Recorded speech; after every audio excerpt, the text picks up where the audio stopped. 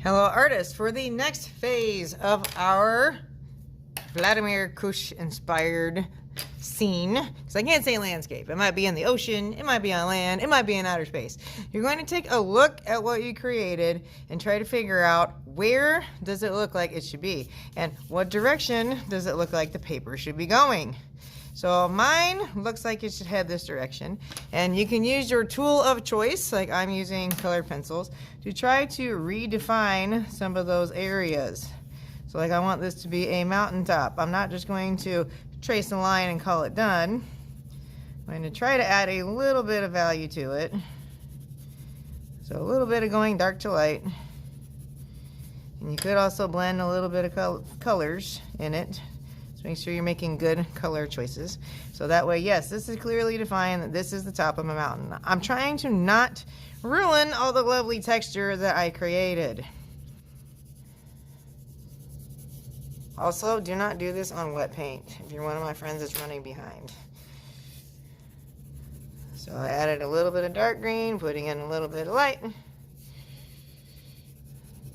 Trying to not ruin all this lovely texture. So that's definitely a mountain.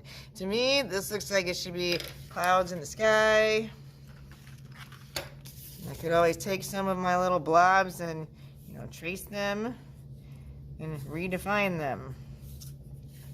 Add a little bit of value. So now it looks like I have layers of clouds.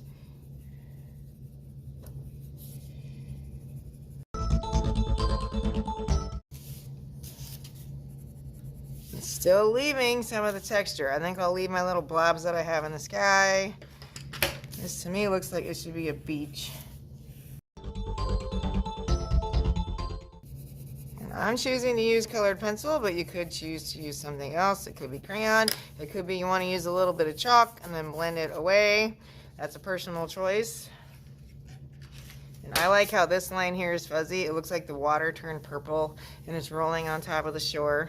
So I just added enough that we know this is sky, this is mountains, this is sand, that's some very, very dark water.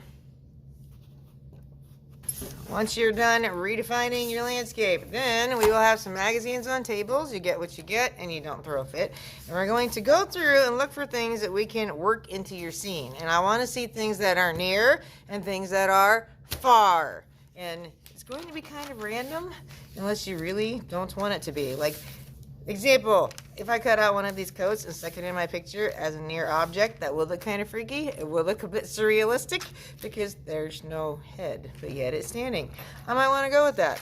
So I'm going to go through and I want that page. You don't have to go from the same catalog. We can mix and match. You can incorporate people, animals. Has to be school and age appropriate though. As I said, you need to show near and far.